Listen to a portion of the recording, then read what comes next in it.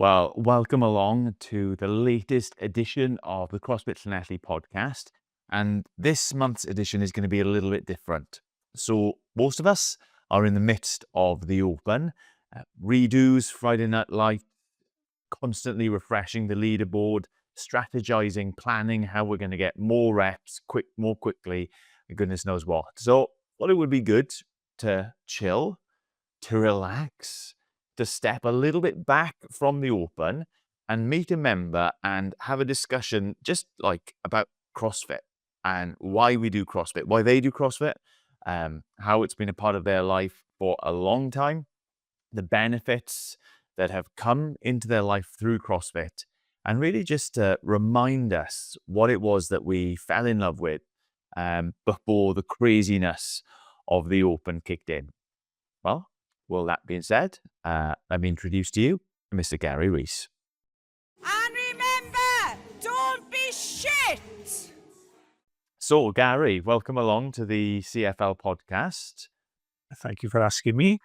It's good to have you, and looking forward to hearing your story, particularly as it relates to CrossFit, but as much as your wider story as you're willing to share. So, just in case there's anybody watching this who's part of our gym, why don't you just go ahead and introduce yourself?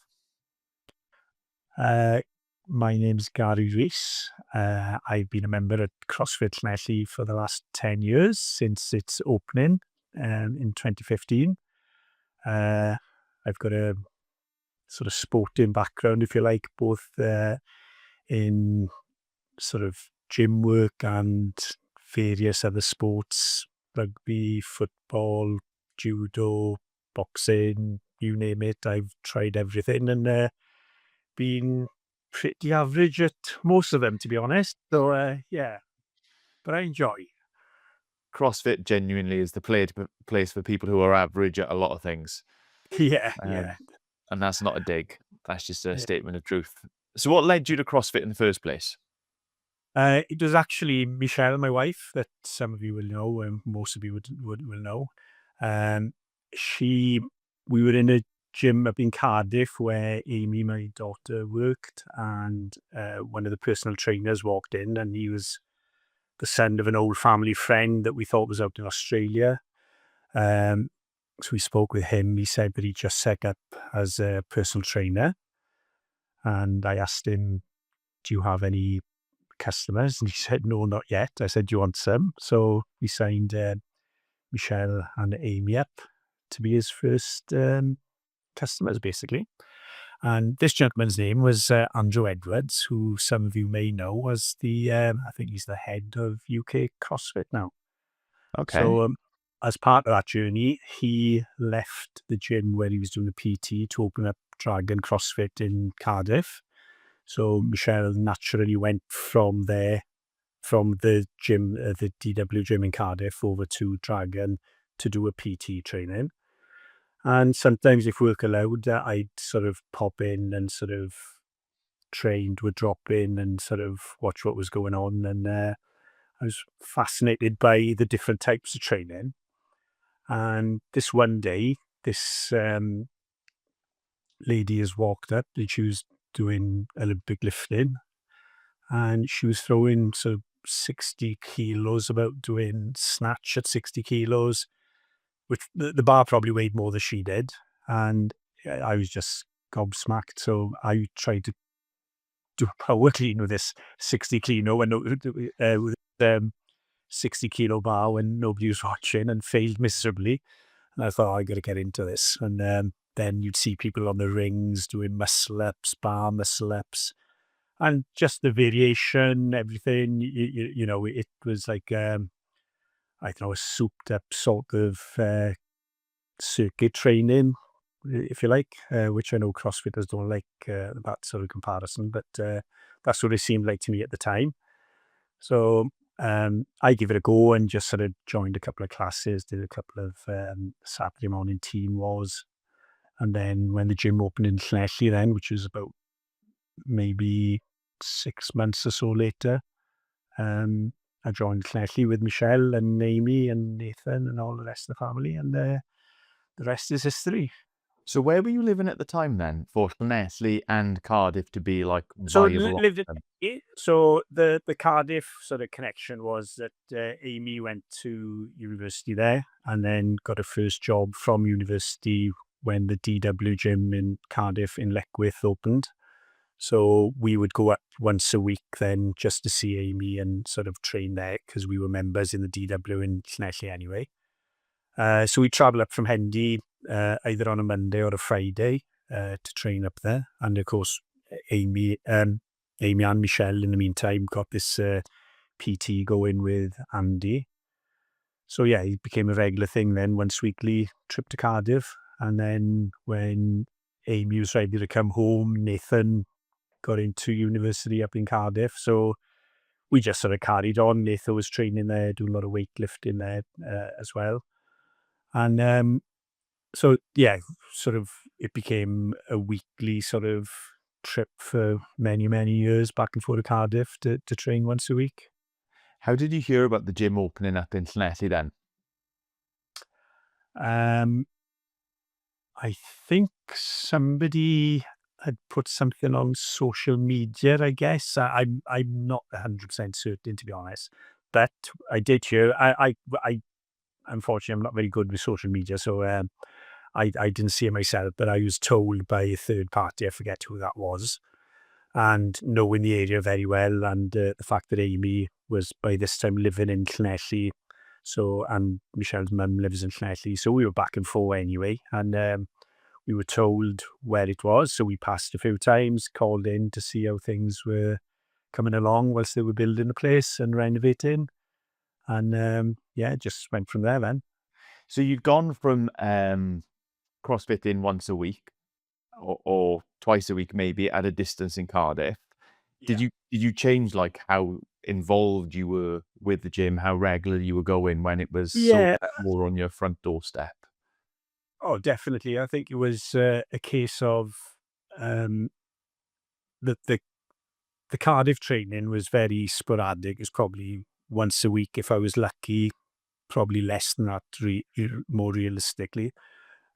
So once Llanelli opened, we joined as members and sort of made the most of it. We were there probably 3-4 times a week and started learning the new language of CrossFit. And of course, the gym looked very different back in those days compared to how it is now. It's developed so well now. It's unbelievable. I But presume back then it looked very different to Dragon CrossFit in Cardiff as well. yeah, that was an established gym, it had its own sort of little running track around as well. And you know, it, it was a, yeah, big difference. But again, Emma was there as the sort of head coach, I guess, at the time. It was Emma's classes that we would attend more than any other. And again, it was, you know, we didn't know any different really. And what we didn't know enough difference, and we just got on with it with the kettlebells and whatever kit that we had there. There was a ring there stuck against the wall and sort of learning to do all the new movements and stuff. And then as more and more kit came, we developed and the training developed and yeah, it just went from strength to strength then, I guess. So you mentioned at the start the long list of things that you had tried before CrossFit that you'd been involved in. Can you Yeah. give just like where were you? What sort of physical state were you in when you started CrossFitting? You weren't, never done a day's exercise in my life. All of a sudden doing No, I CrossFit. think that I would have been classed as reasonably fit for my age. I played rugby, played my last competitive game for the firsts when I was 53. So I was quite sort of late, still playing and competing and training regularly. Um, there was an old rugby coach of ours, Gareth Matthews, Bathol, bless him, who, when we were sort of under 16s, started getting us into weight training. And back in those days, a lot of weight training was frowned upon for sports like rugby and boxing particularly, where, we were always told it would slow you down and you get muscle bound and all the rest of it. So, and also that you'd feel the effects of it in later life. But, as we all know now, the effects are actually beneficial, not negative. So, yeah, Bathoim, in fairness, was a bit of a visionary there, and he got us into the weight training. So, few of us always had, there was a little gym that the rugby club had access to in Hendy, and a lot of us used to train there maybe once or twice a week. Classic sort of half squats onto a bench press and curls. That would be Yeah. the standard sort of fare for all of us. What else And do you need? always had interest in fitness. I thought I was going to go down the triathlon sort of route after finishing rugby. So did a bit of running. My swimming wasn't up to scratch, so sort of trying to teach myself to swim properly. Did a couple of sort of sprint triathlons, sort of mini team one up in Bristol and so forth. And then CrossFit opened, and well, I never looked back. And dumped all the sort of long distance and hours of training that it needs for triathlon to dedicate myself to CrossFit. Yeah, fair play. Since taking up CrossFit, you have grown, you've developed. And I guess, what everyone expects or wants to happen, it's entirely been your experience, isn't it? You start at one point and you've just gotten better and better and better and better the whole time. 10 years, non-stop improvement. And that's the Gary that we all train with now. Is that? Um, yes, to some extent, still learning, and I think I still, I've always enjoyed training, but I'm enjoying it now as much as ever. I still get up in the morning. First thing I do is look to see what the WOD is for the day and how can I scale it.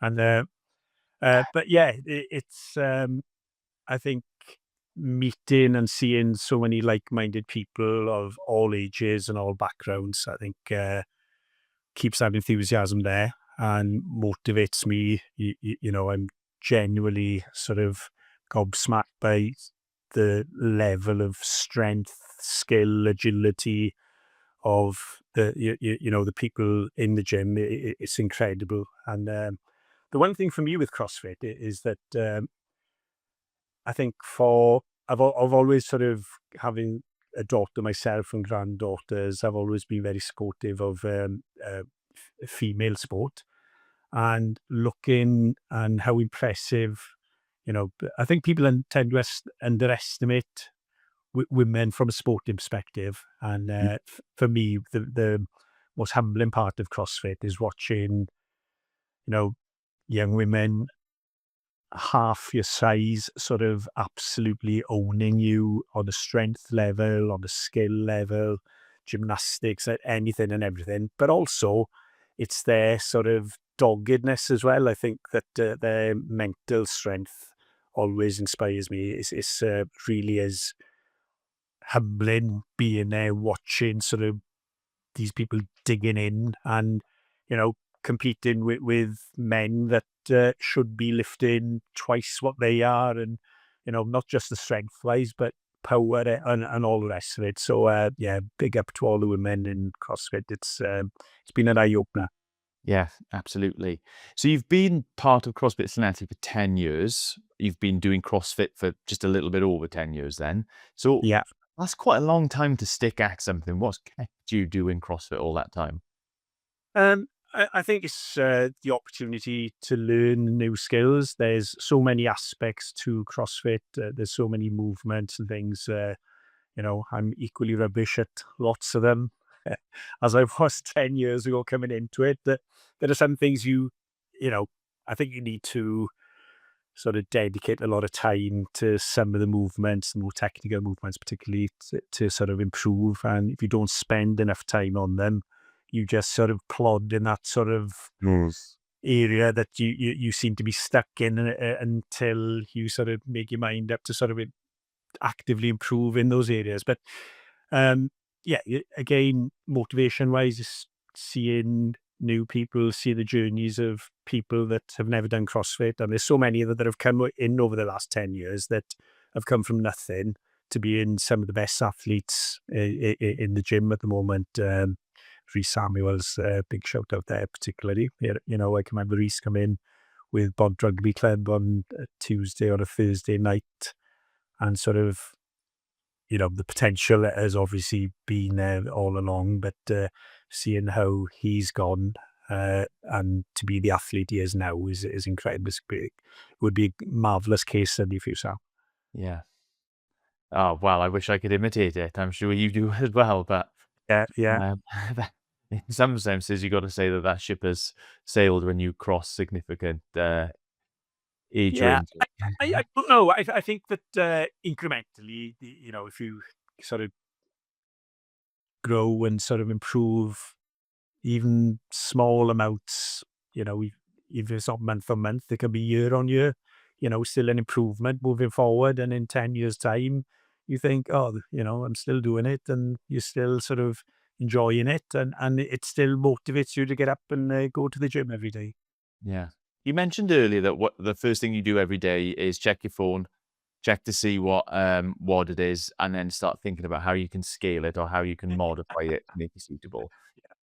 How do you feel about that? Because I know that there's a lot of people out there, probably less so the women, more so the men, who have this idea that they need to be RX in everything, and that to be scaling is weakness or underperforming. But you've just sort of jokingly, flippantly chucked it out there.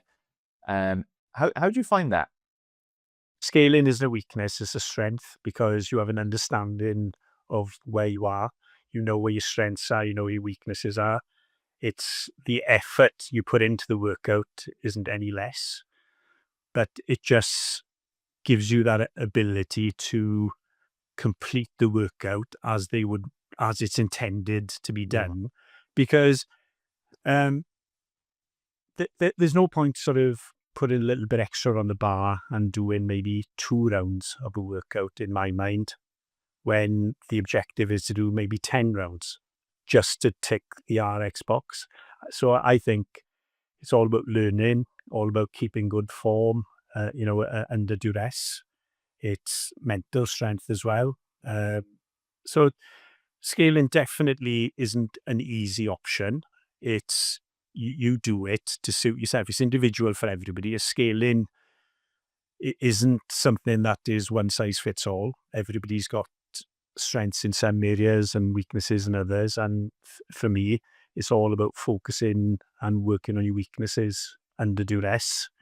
And it does improve you mentally as well as physically. I think your mindset changes. Mhm. I think the technical term that we're supposed to use for it is being able to understand what the intended stimulus is for a workout. Yeah. And it's Yeah. exactly that. If this is supposed to be like a flat out, can't breathe effort, 10 rounds, but you've Yeah. loaded the bar so that you're constantly having to stand by it and can't pick it up, Yeah. or the gymnastics volume, is so high that instead of it being a 1 minute part of the workout, ends up being like a 6 minute part of the workout with hands on your knees beneath the bar. And you've missed the intended stimulus. And you might tick RX in terms of the movements, but you haven't done the prescribed workout. So Yeah. there's like two ways of thinking about that the Yeah. intended Yeah. stimulus is the RX part of it. Yeah, and it's difficult because I've done it myself where I can. It's very rare I can out X a workout nowadays, but when I can, it's sort of I can tick that box, and it's only natural for all of us. We all want to do it, but long term, back to your question about is scaling a weakness? No, it's definitely not. It's a way of growing. It's a way of learning and improving strength, technique, everything that you need to. So you can still get your workouts. So it's hardly anybody ever leaves the gym thinking, "Oh, that was easy." It's all as difficult as it is for the individual, and Mm. you just as long as you're pushing yourself, that just go for it. And I think that helps with enjoying. I know I speak with some people that get quite anxious about coming in because they don't like the WODs and all that's too difficult or this too difficult.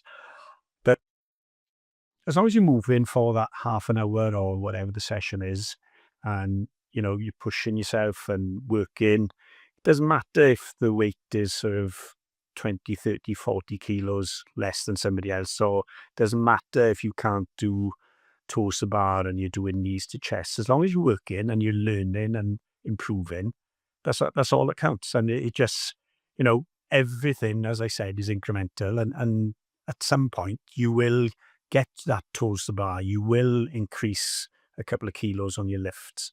But it's, there's no point lifting something badly at 100 kilos if you can't lift it correctly at 50 kilos. Mm, Learning to do things right is more important in my mm, eye. absolutely. One of the things that sort of fascinated me when I got into CrossFit was the idea that actually moving our bodies, being active, increased muscle mass, sort of increased heart rate variability, and all of these side effects of doing CrossFit makes us not just fitter but healthier. And I Yeah. think in my mind, that sort of went along the lines of I'll get bugs and sicknesses less often, and I'll be less susceptible to any sort of major serious health conditions. But some of the folks in our gym might not know at all. And to be fair, I only know in part. But in the last couple of years, you have suffered some quite serious health conditions. So do you want to talk about how CrossFit has played a part into those situations you found yourself in? Yeah. So it's no secret, and I had a stroke two, two, 2 years, 3 months ago, and which left me sort of very, uh, uh, how can I say? I was basically just slept for 3 months, couldn't get up the stairs, had to sleep on the sofa and things like this, and was just waking up for meals now and again, and basically for 3 months didn't do anything. Um, Obviously, very worrying time for the family, more so than me, because I wasn't really aware what was going on. But gradually, you start your physio and things, and I realised straight away that, without any disrespect, that the NHS physio services that were being provided were really designed for what I felt were little old ladies who couldn't move out of a chair or were quite frail. And I didn't think that the stuff they were asking me to do was benefiting me. So I started speaking with people, friends that I know, some people that had worked out in the States, in clinics, in big stroke centres. And they sent me the physio stuff that they would do with athletes.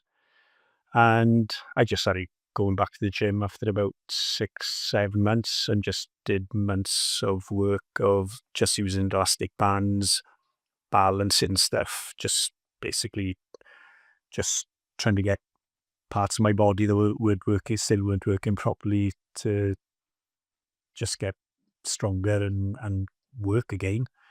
And that's it. Basically, it's been a long journey, but I'm getting there. I've got most of my tick list back now, so yeah, it was a funny one. It was a freak. The consultant said, chance in millions that something like this would happen to someone as like me. All my sort of physiology all the tests and everything were coming back, really good. And on the back of that, I think my recovery has been a lot better than what most of the people that have suffered the same sort of event. And yeah, I see that it's not just that it's a better recovery. I think it's a quicker recovery as well. Mhm. So did they set any sort of expectations for you in terms of recovery, in terms of the length of time or the standard Uh, of living, I guess, that you'd be able to regain and things like that? You must have. so the length of time, generally speaking, whatever symptoms you have left after 12 months are the ones that really are going to, you're not going to shake them off. I sort of was determined to keep improving after the 12 months, and I still feel as though I am.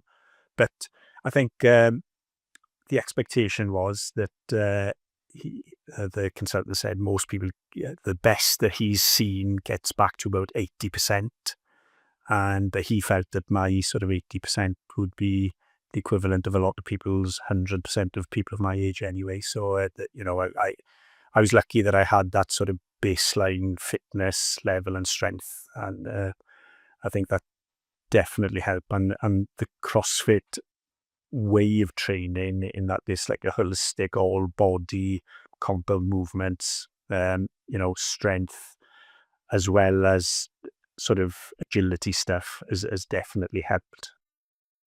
Do you think that you mentioned it when you were complimenting CrossFit women? You mentioned it when you were talking about scaling, but the mental aspect of CrossFit, the mental toughness, the determination that we need to have in order to constantly expose ourselves to these difficult situations. Do you think that mental side of CrossFit helped you as well in the recovery? 100%, 100%, because it's that thing of, you've got to get over that line, or you've got to make that lift in a comp or something. And I think maybe people that come from a sporting background, generally, it's that sort of natural competitive edge, I guess. But yeah, I think CrossFit has definitely built in sort of mental resilience, if you like, not to give in. And, when things are getting hard, you forever hear people shouting in the gym, hang in there, you know, stay in the fight, that sort of thing. And that has definitely helped. Yeah. Yeah, it's one of the things actually I try to instill in the kids, because we live in a world that sort of sees finding an easy way out of something as a positive. Yeah. To invent something or streamline something so that it makes life easier for us is kind of like a measure of our success or our progress or things like that. And I think that that kind of works itself out just in terms of our attitude to doing difficult things that might not be necessary. And kids are lazy. You ask them to do a job, they don't want to do it. Why do I have to do it? It's, I shouldn't have to do it. And one of the things that I try to kind of instill in them, and I think this is a massive bonus of CrossFit for us all mentally, is that there will come a time in life when there are hard things you cannot avoid, where the choice is taken out of your hands, that you're just faced with this hard thing. And so if we in our day-to-day life choose to take the easy way out, we'll never know how to push on and press on. And I just think someone in your situation could have faced that kind of adversity, faced that kind of setback, and just thought, well, I'll never get back to where I was. But rather than that, you probably had this sort of mentality anyways, what drew you into CrossFit. But definitely through practicing CrossFit for all those years, where you just think, no, there's something difficult to do here. And so I'm going to expose myself to it. I'm going to push on. And like you said, incrementally, just chip away and do and do and do. And that's how you end up, being the guy in the gym with the strongest strict dip or whatever you came out with the other day. Yeah. The sneaky half kilo in your pocket. It helps go in last. It helps go in last when you're a group, yeah. Yeah. But No, I think again, it's there's definitely an element of truth in that, Sam, and I think it's great to expose youngsters to challenges, mentally as well as physically. Not that I'm one for the army and things, but you see that army training does that sort of thing all the time. It tests people, new recruits especially, both mentally as much as physically. And that's, we're getting too philosophical about it. It's mirrored in life, isn't it? We get these challenges, and you can either lie down and accept them, or you dig in and try and work things out and keep moving forward. Yeah. So you've been doing CrossFit for 10 years. What are your hopes? What are your goals? What are your aims for the next 10 years? Crack on, keep going, keep learning, hopefully sort my snatch out. Yeah, I really enjoy it, Sam, and I hope that the past 10 years that the experiences that I've had will be replicated in the next 10 years, and I meet new people. It's great seeing what the gym's doing you mentioned the youngsters, CrossFit Kids, and the raw gymnastics, all this sort of stuff. And, you look at these guys are training like that now. Imagine what they'd be like when they're fully blown teenagers, young adults, at their peak then sort of, I'm looking forward to seeing some of these guys doing really, really well in the future, whatever sport they choose, because, the background that CrossFit Kids is giving them is phenomenal. I wish I had the same sort of background when I was younger. Yeah, absolutely. Absolutely. So you've got snatches that you want to conquer soon. Yeah. Is there any other skill that you want to work on that someone can say, "Come on, Gary, Oh, let's pick I up think now. I You've think done the that, WOD, 15 minutes now. Let's have a bit of practice." yeah, I think everything, you can always refine, and because you know coming from that rugby sort of bench press, half squat, and curls background, it's coming into the gym and seeing someone like Andrew Owen doing his bench press with a completely different technique, as in his technique is correct and mine and most other people's are rubbish. So it's relearning, sort of the one benefit of sort of the setback that I had is that I can relearn movements now and do them correctly, as opposed to going back to bad habits previously, because the weights are a lot lighter, and so forth. So yeah, you learn all the time, and there's so many things to learn. I'd love to get my handstand walks back at some point, and so that's the next target, I suppose. And we'll see. We'll revisit in another year or so, Sam. Yes. Well, I think my goal is still up on the board of handstand walk by the 2024 Open. So I think I just need to scrub the date off. Yeah, change that There is post. a goal. Yeah. Hi, Do- whichever year's open, I Okay. won't mind when it Yeah. finally arrives. Well, Gamit, you are CrossFit Llanelli OG, 10 years. You're a legend. You're a wonderful character to have in the box, how you get around people. You're friendly, you're welcoming. For folks who've been around now for a couple of years, you're an inspiration, just kind of like seeing how fit you have been and how fit you've re-got yourself back.